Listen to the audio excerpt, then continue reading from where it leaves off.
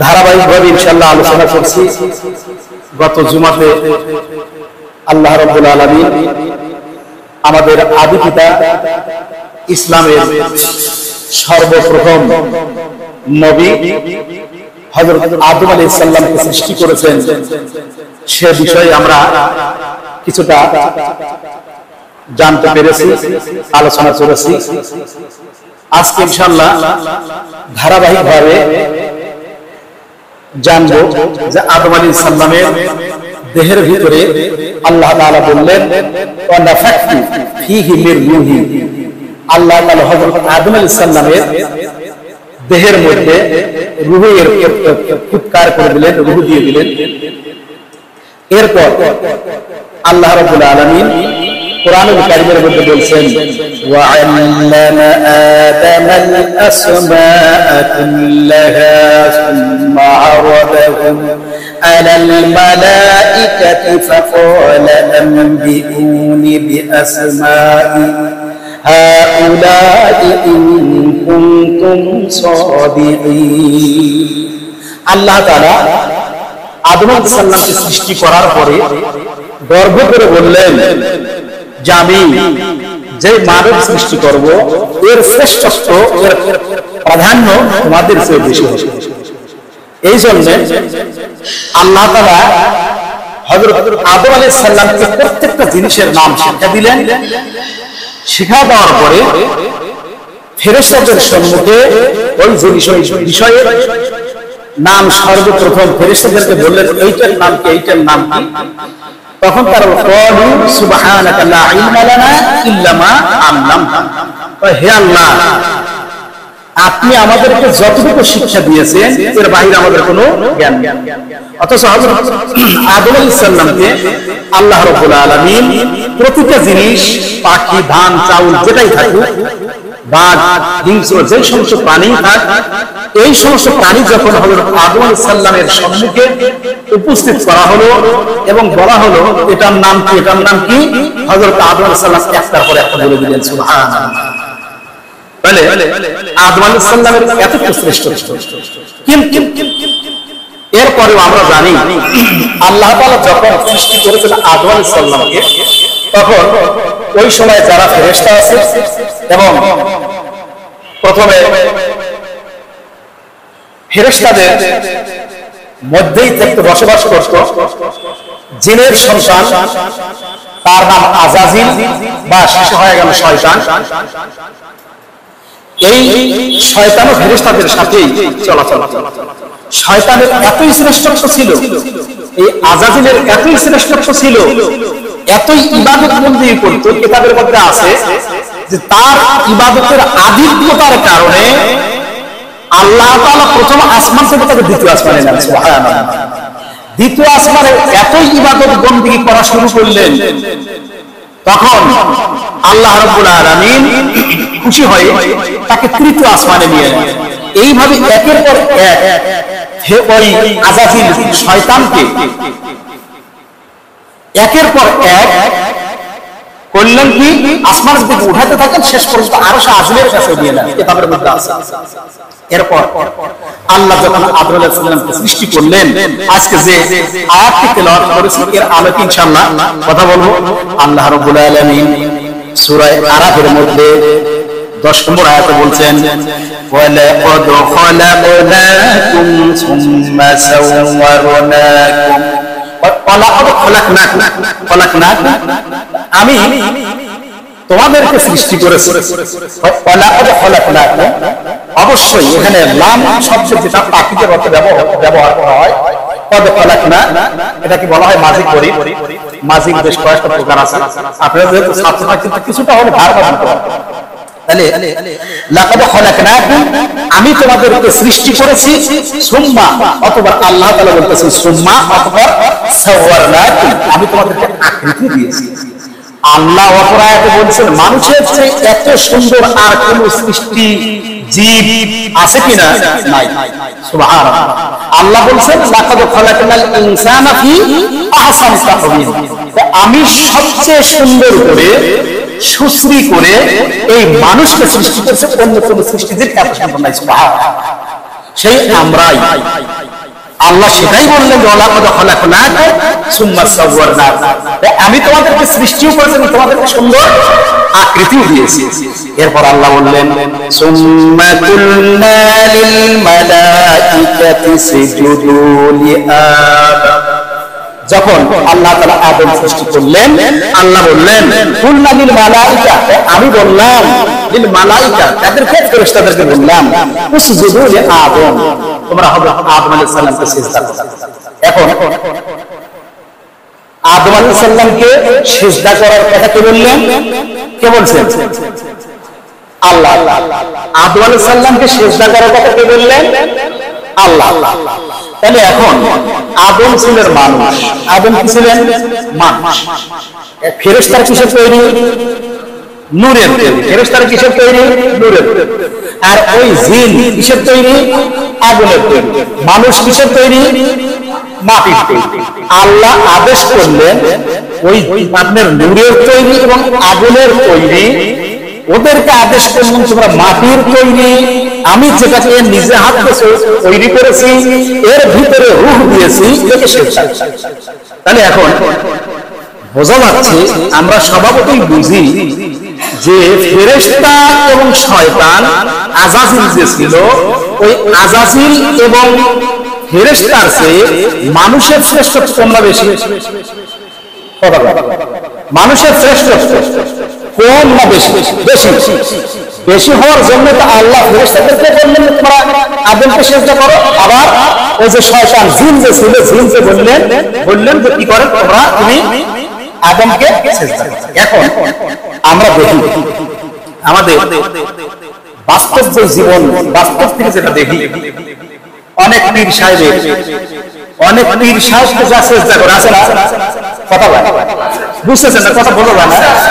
তাহলে অনেক জায়গায় আমরা দেখি যে পীর সাহেবের মাথায় পায়ে যায় সিজদা করে কিনা? করে কারা? আমরাই করতেছি। অনেকে আমরা গিয়ে পীরের পায়ে সিজদা করতেছি। এই সিজদা করাটা জায়েজ, হারাম? জায়েজ না হারাম বলেন তো? হারাম। কেন হারাম? কারণ আল্লাহ, একমাত্র আল্লাহ তাআলাকে ছাড়া অন্য কাউকে সিজদা করা যাবে না। এখন কথা হলো, আমরা তো আল্লাহকে দেখি না, আল্লাহকে দেখি না দেখে সিজদা করতেছি। আমরা মুসলমান যারা আছি, আমরা আল্লাহকে দেখি না, আল্লাহকে না দেখে আমরা কি করতেছি? সিজদা করতেছি। কোন কেউ তো নাস্তিক, ওরা বলতেছে যেই জিনিসকে আমরা দেখি না সেই জিনিসকে আমরা সিজদা করব না, সেই জিনিসকে সিজদা করব। আল্লাহকে যেহেতু দেখা যায় না, সুতরাং আমরা নাস্তিকে বলতেছি আমরা কি করব না? সিজদা করব।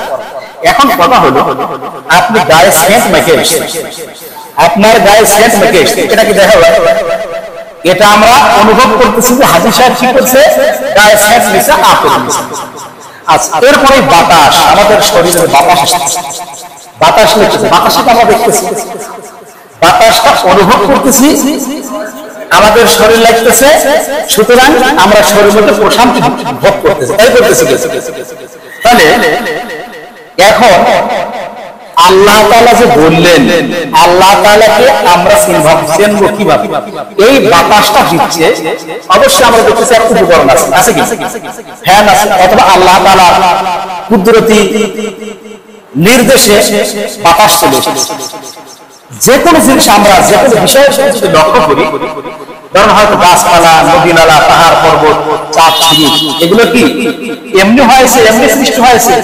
একজন স্রষ্টা না থাকলে কি এটার সৃষ্টি কি এমনি হয়েছে?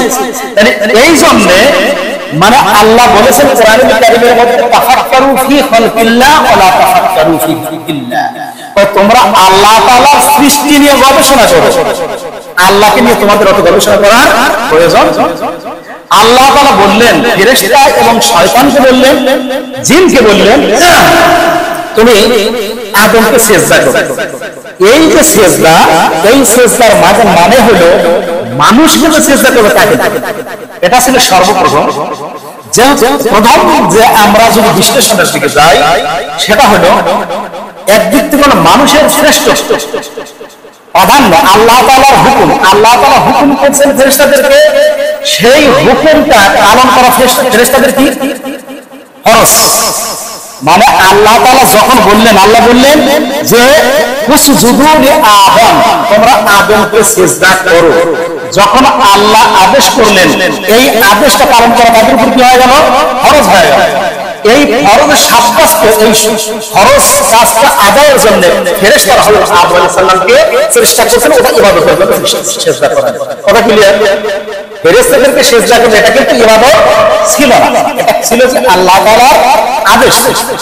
আর মানব জাতি শ্রেষ্ঠ এই জিনিসটা বোঝানোর জন্য মহান আল্লাহ রাব্বুল আলামিন ফেরেশতাদেরকে কি করেছেন? নির্দেশ দিয়েছেন তোমরা কি করো? হযরত আদমকে সিজদা করো। তাআলা হযরত আদম আলাইহিস সালামকে সিজদা করলেন, কিন্তু আল্লাহ বললেন ফাসাজাদু ইল্লা ইবলিস।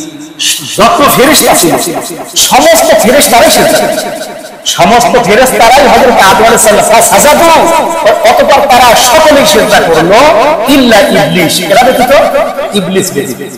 তাহলে ইবলিস সিজদা করলো না। লাম ইয়াকুন মিনাস সাজিদিন, আল্লাহ কোরআনুল কারীমের মধ্যে বলছেন সে সিজদাকারীদের মধ্যে অন্তর্ভুক্ত হলো না। তাহলে এরপর আল্লাহ বলতেছেন আল্লাহ বললেন মা মানাআকা, কে তোমাকে নিষেধ করেছে? মা মানে কোন জিনিস, কিসে?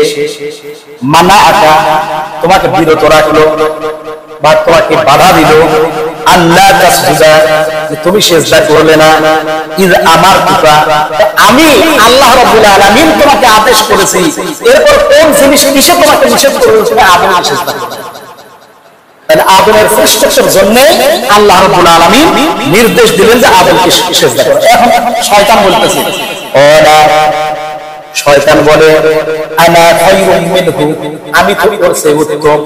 অর্থাৎ হযরত আদমের চেয়ে কি আমি উত্তম, হযরত আদম আলাইহিস সালামের চেয়ে আমি উত্তম। এই উত্তমতার জন্য আমি কি করি না? আদমকে সিজদা করি।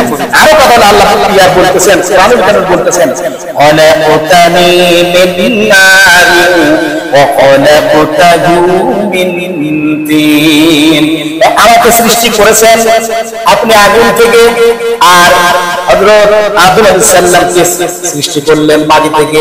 সুতরাং আমার শ্রেষ্ঠত্বই বেশি, এই জন্য আমি হযরত আদমকে সিজদা করি নাই। কথা ঠিক? তাহলে এর মধ্যে পাতাকাপ্পা সে কি করলো? অহংকার করলো। আমরা দেখি আমাদের সমাজ জীবন, এর আগেও বলছি, আমাদের সমাজ জীবনেও দেখি, আমরা বাস্তব জিনিসটা দেখি যে ধরেন আপনি নকল ইবাদত বন্দী করা বাদ দেন, নকল ইবাদত বন্দী করেন, লম্বা জুব্বা আপনি গায়ে দিয়ে, তারপর আপনার কোরআন শরীফ বেশি করেন, এরপরে জিকির আজকার বেশি করেন। কেন করবেন না? কারণ হলো যদি আপনি চিন্তা করেন আমি জুব্বা, লম্বা জুব্বা পরার জন্য আমার ভিতরে যদি অহংকার চলে আসে, লম্বা জুব্বা পরার কারণে যদি আমার ভিতরে অহংকার চলে আসে, আমি যদি মানুষকে সালাম না দেই, রাসূল সাল্লাল্লাহু আলাইহি সাল্লাম বললেন ইফশু সালাম বাইনাকুম, মানুষের মধ্যে সালামের প্রসার হোক। ছোটরা সালাম দিবে বড়দেরকে, এইটা হলো রীতি, এইটা হলো নিয়ম। কিন্তু আমার গায়ে লম্বা জামা থাকার কারণে আমি যদি মানুষকে সালাম কালাম না দেই, ওই জামা খুলে যাবে, ওই জামা আপনার পরার দরকার নেই। কারণ আপনার মধ্যে শয়তানের মধ্যে এই শয়তানের একই খাসিয়ত ছিল, একই বৈশিষ্ট্য ছিল, সেও মনের মধ্যে কি রাখছিল? তাকব্বর, অহংকার এই রাখছিল। তাহলে আপনি যদি লম্বা জামা বললেন আপনার ভিতরে অহংকার, লম্বা জামা পরা। আপনি যদি চিন্তা করেন আমি সকালে বিকালে জিকির করি, আমি আল্লাহ, আমি একজন আল্লাহর গুলি বান্দা, আমার তাহাজ্জুদ করি, আপনার অন্তরের মধ্যে যদি এই অহংকারটা চলে আসে, আপনি এগুলো ভাববেন। কারণ শয়তান আপনার চেয়ে কম ইবাদত করে না, শয়তান অনেক অনেক বেশি ইবাদত করেছে। এই শুধুমাত্র একটা বিষয়ে তাকব্বুরি, অহংকার করার কারণে সে কি হয়ে গেছে? শয়তানে পরিণত হয়ে গেছে। এই জন্য আপনি নফল ইবাদত বন্দেগী, তাহাজ্জুদ, জিকির আজকার, এইগুলো যদি আপনার ভিতরে যদি অহংকার তৈরি করে, তবে ওগুলো আপনি করেন, ওগুলো করা আপনার ইলম আছে, আপনি একজন আলেম, আপনি একজন হাফেজ, আপনি একজন কারি, আপনি একজন হাজী। আপনি আলেম হওয়ার জন্য সাধারণ মানুষের সাথে যদি আপনি মিশতে না পারেন, সাধারণ মানুষের সাথে যদি আপনি কথাবার্তা বলতে না পারেন, আপনি আপনার ভিতরে বোঝা যাবে আপনার ভিতরে কি আছে, অহংকার। কারণ আপনি একজন আলেম, আপনার থেকে সাধারণ লোকজন অনেক কিছু শেখার আছে, আছে কি? আপনি মানুষের সাথে মিশবেন না, আপনি একজন আলেম মানুষ, আলেম হওয়া সত্ত্বেও আপনি সাধারণ লোকজনের সাথে যদি আপনি না মেশেন, তাহলে আপনার ভিতরে বোঝা যাবে কি আছে, তাকব্বুরি আছে, অহংকার আছে। যেই তাকব্বুরি ছিল তার মধ্যে ইবলিস শয়তানের মধ্যেও ছিল। তাহলে এই ধরনের আলেমদের সমাজে কোনো উপকার নাই। আপনি একজন হাফেজ হয়েছেন, সাধারণ মানুষ যদি কিছু শিক্ষা না দেন, শিক্ষা যদি না দেন, বা সাধারণ মানুষ আপনি দেখতেছেন আপনার চোখের সম্মুখেই সূরা ভুল করতেছে, নামাজে ভুল হইতেছে, আপনি যদি সংশোধন করে না দেন, আপনার মতো হাফেজ, আপনার মতো আলেমের দরকার নাই। আপনার ভিতরে ওই ধরনের অহংকার আছে, কথা ঠিক কিনা? এই যে শয়তান এই সমস্ত অহংকার থাকার জন্য কি করলো, হযরত আদম আলাইহিস সালামকে তিনি আল্লাহ তাআলার নির্দেশ হওয়া সত্ত্বেও সে কি করলো না, হযরত আদমকে কি করলো না, সিজদা করলো। এরপর যখন সিজদা করলো, আল্লাহ তাআলার আদেশ অমান্য করলো, তখন আল্লাহ তাআলা বললেন ক্বালা ফাহবিতি মিনহা, আল্লাহ বললেন ফাহবিত, নেমে যাও, চলে যাও, মিনহা, এই জান্নাত। আল্লাহ তাআলা জান্নাত, শয়তানকে তো জান্নাতে রাখছেন। আল্লাহ শয়তানকে কোথায় রেখেছিলেন? জান্নাতে রেখেছেন। জান্নাতের বিভিন্ন নাজ নিয়ামত যেটা আছে, ফল ফরজ যেটা আছে, যেটা শয়তান চাইছে সেটাই তাকে দেওয়া হয়েছে। যখন এই একটা আদেশ শুধুমাত্র শয়তান করলো, আল্লাহ তাআলার একটা আদেশ যে সুজুদু লি আদম, হযরত আদমকে সিজদা করে, একটা আদেশ অমান্য করার কারণে এই জান্নাতের যে নিয়ামতগুলো আছে, এই নিয়ামত থেকে আল্লাহ তাআলা কি করলেন, বঞ্চিত করলেন। আল্লাহ বলেন ফাহবিত মিনহা, এখান থেকে তুমি চলে। এখন আমাদের বাস্তব জীবন আমাদেরকে চিন্তা করতে হবে। আল্লাহ তাআলা যে সমস্ত বিষয় কোরআন থেকে যেগুলো কথা, যেগুলো আল্লাহ তাআলা বলেছেন, হাদিসে রাসূল সাল্লাল্লাহু আলাইহি ওয়াসাল্লাম যে কথাগুলো বলেছেন, যে আমি আপনি করতেছি 5 ওয়াক্ত নামাজ আল্লাহ রাব্বুল আলামিন আমাদের উপর কি করে দিয়েছে, ফরজ করে দিয়েছে। এই নামাজ আমরা তরক করি, নামাজ আমরা কিন্তু তরক করি, কথাটা বারবারই বলি, নামাজ আমরা তরক করি। শয়তান শুধুমাত্র একটা আদেশ, আল্লাহ বলেছেন সুজুদ, সিজদা করো, এই শুধু একটা আদেশ অমান্য করার কারণে তাকে জান্নাতের যে নিয়ামত আছে তার থেকে আল্লাহ তাআলা বহিষ্কার করলেন। আর আমি আপনি কি করতেছি, প্রতিদিন এই 5 ওয়াক্ত নামাজ যে আছে, এই নামাজগুলো পরিহার করছি, ছেড়ে দিচ্ছি, এর জন্য আল্লাহ তাআলা আমাকে আপনাকে জান্নাতে নেওয়ার কোনো গ্যারান্টি আছে? কোনো গ্যারান্টি নেই। আল্লাহ বলেন রোজা রাখো, ইয়া আইয়ুহাল্লাযীনা আমানু কুতিবা আলাইকুমুস সিয়াম, আল্লাহ বলেন সুমু, তোমরা রোজা রাখো, হ্যাঁ, কিন্তু আমরা সেটা রাখি না। তাহলে আল্লাহ তাআলা আদেশ করলেন, আমরা শয়তানের মতো আদেশ অমান্য করলাম। তাহলে এই শয়তানের মতো আদেশ অমান্য করার কারণে আমার আপনার জান্নাত, কপালে জান্নাত পাওয়া কঠিন আছে যদি আল্লাহ দোয়া না করে। আল্লাহ তাআলা রহমত ছাড়া, আল্লাহ তাআলা কোরআনুল কারীমে বলেছেন কুনু মা'আস সাদিকিন, যারা সত্যবাদী তাদের সাথে চলাচল করো, যারা সত্যবাদী তাদের সাথে চলাচল করো। আমরা মিথ্যাকে বেশি প্রাধান্য দিচ্ছি। আমাদের সমাজ জীবনে আমরা বাঁচতে হলে, এই পৃথিবীতে যখন বাঁচছি, আমাদের স্বাস্থ্য সামান্য বিন্দু স্বার্থের জন্য আমরা এই পার্থিব লোক মানুষের জন্য করতেছি, মিথ্যাকে পরিহার করতে পারছি। আমরা মিথ্যাকে প্রাধান্য দিচ্ছি, অথচ আল্লাহ বলেন কুনু মা'আস সাদিকিন, সত্যবাদী যারা তাদের সাথে আমরা থাকতেছি। এই না থাকার কারণে আমার আপনার কপালে কি জান্নাত হতে পারে? হওয়া সম্ভব না। আল্লাহ সেটাই বললেন যে যখন এই শয়তান এত কিছু নিয়ামত পাইলেন, পাওয়ার পরে যখন আদমকে সিজদা করলো না, ওয়ালা ফাহবিত মিনহা, তুমি এখান থেকে চলে যাও, আমা ইয়াকুনু লাকা আন তাতাকাব্বারা ফিহা, এই যে তুমি অহংকার করলে, এই অহংকার করার জন্য তোমার এখানে বসবাস করার কোনো যোগ্যতা, তোমার কোনো অ্যাবিলিটি, তোমার কোনো সক্ষমতা, এখানে তুমি আর এই জান্নাতের মধ্যে বসবাস করতে পারবে না। এখন যখন আল্লাহ তাআলা এই নির্দেশ দিলেন, তখন আল্লাহ বলেন ফাখরুজ, তুমি বের হও। এর আগে বলেন ফাহবিত, তুমি মানে পুরস্কার হিসেবে বললেন যে ফাহবিত, এখান থেকে তুমি চলে যাও। আর এখানে বললেন, আল্লাহ তাআলা বললেন ফাখরুজ, জান্নাত থেকে তুমি বের হয়ে যাও। ইন্নাকা মিনাস সাগিরিন, তুমি হলে নিশ্চয়ই লাঞ্ছিত যারা আছে, যাদের উপর মহান আল্লাহ তাআলার লাঞ্ছনা আছে, এই তুমি লাঞ্ছিতদের অন্তর্ভুক্ত। সুতরাং তুমি জান্নাতে আর কোনো নিয়ামত পাবে না, এখান থেকে তুমি চলে যাও, এখান থেকে তুমি বের হয়ে যাও। এরপরে আল্লাহ তাআলা বলছেন, শয়তান বলতেছেন ক্বালা আনজিরনি ইলা ইয়াউমি ইউবআসুন, ঠিক আছে আল্লাহ, আমি যেহেতু তোমার আদেশ অমান্য করেছি, আমি যেহেতু তোমার আদেশ অমান্য করার কারণে আমি তোমার রহমত থেকে বঞ্চিত হয়ে পড়েছি, বের হয়ে গিয়েছি, সুতরাং তোমার কাছে আমার একটা আবেদন। শয়তান বলল, তোমার কাছে আমার একটা কি আবেদন, নিবেদন করছি,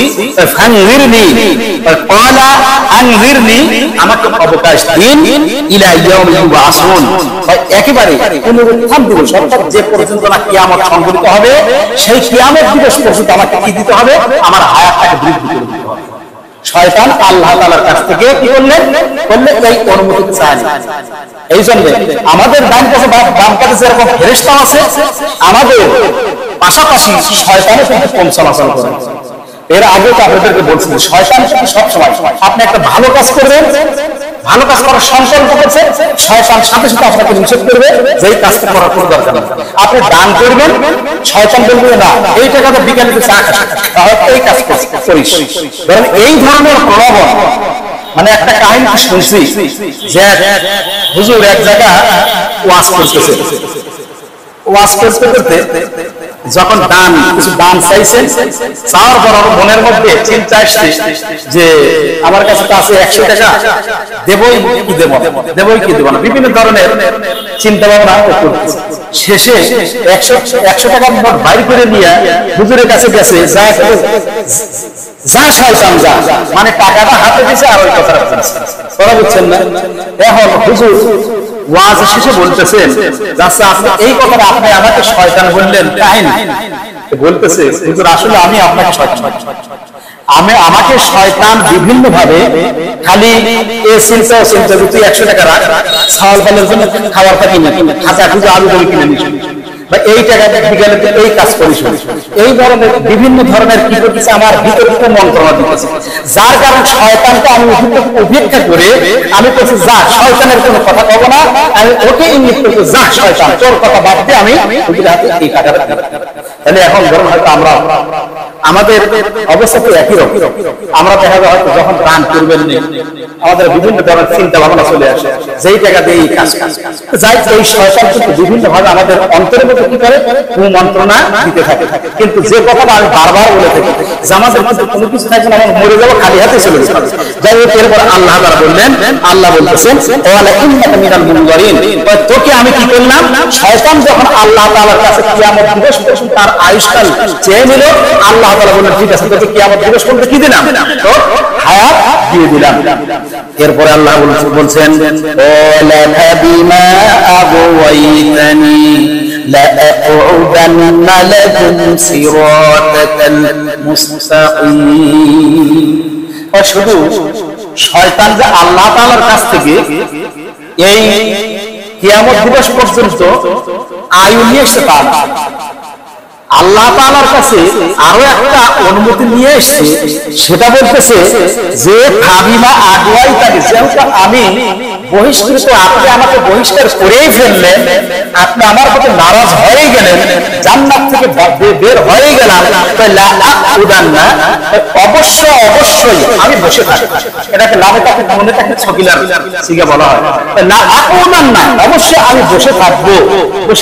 কোন জায়গায় হয় লাহুম, এই আপনার যাদেরকে সৃষ্টি করছেন এই আদম সন্তানদেরকে বিপদগামী করার জন্য, কোন পথ থেকে কয় সিরাতাল মুস্তাকিম, আপনার যে সরল সঠিক যে পথ আছে, এই সরল সঠিক পথে যাতে আদম সন্তানেরা চলতে না পারে, এই জন্য আমি রাস্তায় বসে থাকবো, ওদেরকে আমি কি করবো, বিপদগামী করবো।